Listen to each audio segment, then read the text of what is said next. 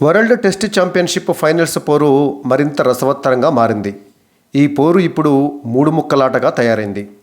ఇప్పుడున్నటువంటి పరిస్థితులలో south Africa, Australia, India ఈ మూడు జట్లు ఫైనల్స్ రేసులో ముందున్నాయి. అయితే ఈ మూడింటిలో ఏ రెండు టీమ్స్ ఫైనల్స్కు చేరుతాయి అనేది ఖచ్చితంగా చెప్పలేని పరిస్థితి. ఈ మూడు జట్లకే కాకుండా శ్రీలంకకు కూడా కాస్తో కూస్తో ఛాన్స్ ఉన్నప్పటికీ అది కష్టమే. ప్రధానంగా సౌత్ ఆఫ్రికా, ఆస్ట్రేలియా, ఇండియా ఈ జట్ల మధ్య ముక్కోణపు పోటీ. ఈ మూడింటిలో రెండు జట్లు WTC ఫైనల్స్కు చేరేటటువంటి అవకాశాలే మెండు. England, New Zealand, Pakistan, Bangladesh, West Indies ఈ జట్లు ఇప్పటికే ఫైనల్స్ రేసు నుంచి ఎలిమినేట్ అయ్యాయి.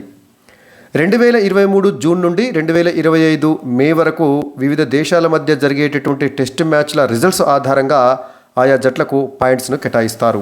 ఈ రెండేళ్ల కాలంలో టెస్ట్ క్రికెట్ ఆడేటటువంటి 9 దేశాలు కలిసి 27 సిరీస్లలో మొత్తం 69 మ్యాచ్లు ఆడతాయి. ఆయా టీమ్స్ సాధించినటువంటి పాయింట్ల పర్సంటేజ్ ఆధారంగా పాయింట్ల పట్టికలో తొలి 2 స్థానాలలో నిలిచినటువంటి జట్ల మధ్య జూన్ 2025లో ఇంగ్లాండ్లోని లార్డ్స్ మైదానంలో జరగబోయేటటువంటి WTC ఫైనల్స్ మ్యాచ్లో తలబడతాయి. ఫైనల్స్లో విజయం సాధించినటువంటి జట్టుకు వరల్డ్ టెస్ట్ ఛాంపియన్షిప్ హోదా దక్కుతుంది. ఆయా టీమ్స్ సాధించినటువంటి మొత్తం పాయింట్ల ఆధారంగా కాకుండా పాయింట్ల పర్సంటేజ్ ఆధారంగా ఫైనల్స్ బెర్త్ ఖరారవుతుంది. ఎందుకంటే ఈ రెండేళ్ల కాలంలో అన్ని టీమ్స్ ఒకే సంఖ్యలో మ్యాచ్లు ఆడవు కదా. కొన్ని టీమ్స్ ఎక్కువ మ్యాచ్లు ఆడతాయి, మరికొన్ని టీమ్స్ తక్కువ మ్యాచ్లు ఆడతాయి. ఒక ఉదాహరణకి కొన్ని టీమ్స్ ఎక్కువ మ్యాచ్లు ఆడితే ఎక్కువ పాయింట్స్ సాధించేటట్టు అవకాశం ఉంటుంది కదా. మరి అప్పుడు తక్కువ మ్యాచ్లు ఆడినటువంటి జట్లకు తక్కువ పాయింట్లు వచ్చేటటువంటి అవకాశం కూడా ఉంటుంది కదా. మరి అప్పుడు ఆ తక్కువ మ్యాచ్లు ఆడినటువంటి టీమ్స్కు పాయింట్ల విషయంలో అన్యాయం జరుగుతుంది కదా. ఉదాహరణకు ఈ రెండేళ్ల కాలంలో ఇంగ్లాండు ఇప్పటివరకు 21 టెస్ట్ మ్యాచ్లు ఆడింది. సౌత్ ఆఫ్రికా, పాకిస్తాన్ లాంటి జట్లు ఇప్పటివరకు 10 టెస్ట్ మ్యాచ్లు మాత్రమే ఆడింది. అందుకే ఆయా జట్లు సాధించినటువంటి పాయింట్ల ఆధారంగా కాకుండా పాయింట్ల పర్సంటేజ్ ఆధారంగా ఫైనల్ బెర్త్ను ఖరారు చేస్తారు. ఒక టెస్ట్ మ్యాచ్లో విజయం సాధించినటువంటి జట్టుకు 12 పాయింట్లు కేటాయిస్తారు. ఆ టెస్ట్ మ్యాచ్ ఒకవేళ డ్రా అయితే ఇరు జట్లకు చెరో 4 పాయింట్లు కేటాయిస్తారు. ఒకవేళ ఆ టెస్ట్ మ్యాచ్ టై అయితే రెండు జట్లకు చెరో 6 పాయింట్లు కేటాయిస్తారు.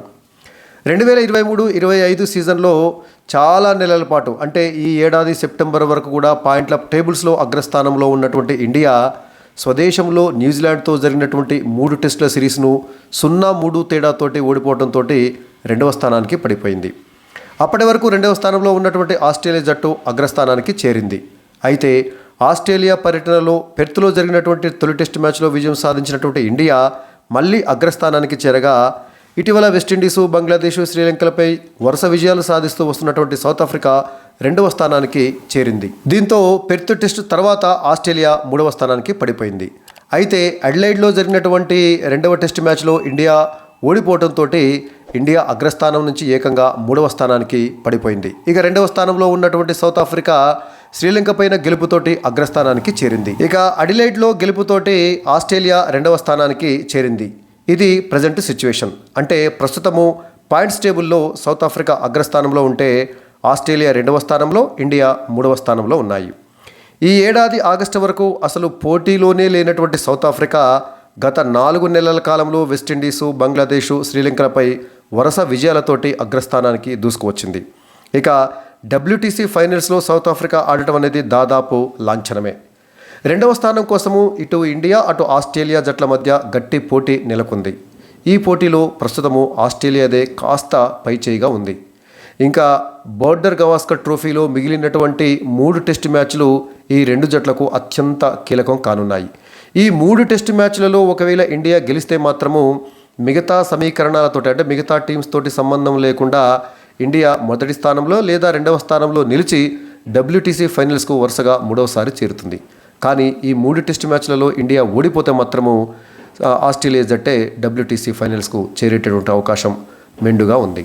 ఈ బోర్డర్ గవాస్కర్ ట్రోఫీ ముగియటంతో ఈ సీజన్లో ఇండియా ఆడేటటువంటి టెస్ట్ మ్యాచ్లు మొత్తం పూర్తవుతాయి. అంటే 2023-25 సైకిల్లో ఇండియా ఆడేటటువంటి టెస్ట్ మ్యాచ్లు ఈ సీజన్ తోటి ముగుస్తాయి. అయితే ఆస్ట్రేలియా మాత్రము శ్రీలంక తోటి మరో 2 టెస్ట్ మ్యాచ్లు ఆడబోతుంది.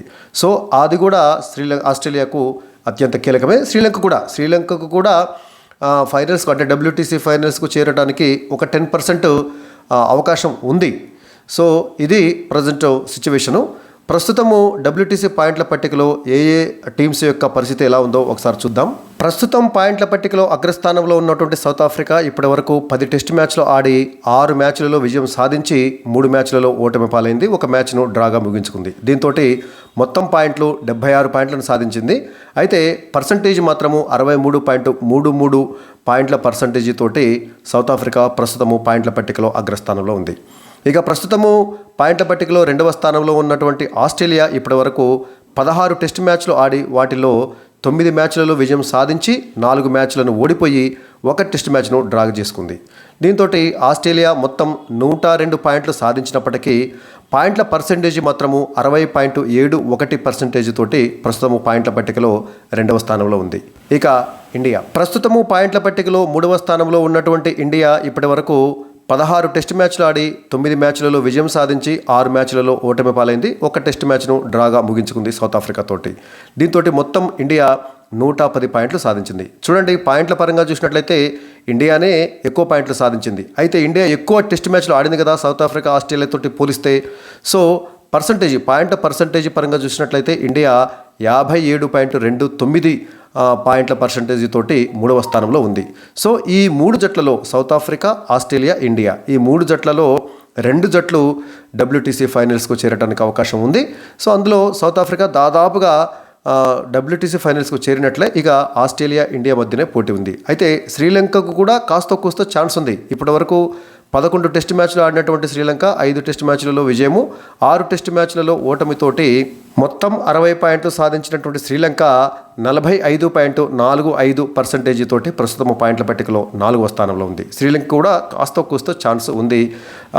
ఆస్ట్రేలియాతో జరగబోయేటటువంటి 2 టెస్ట్ మ్యాచ్లు గెలవాలి, మిగతా జట్లు ఆడేటటువంటి మ్యాచ్లు తనకు అనుకూలంగా రావాలి. సో ఇక ప్రస్తుతం 5వ స్థానంలో ఉన్నటువంటి ఇంగ్లాండ్ ఇప్పటికే 21 టెస్ట్ మ్యాచ్లు ఆడేసింది.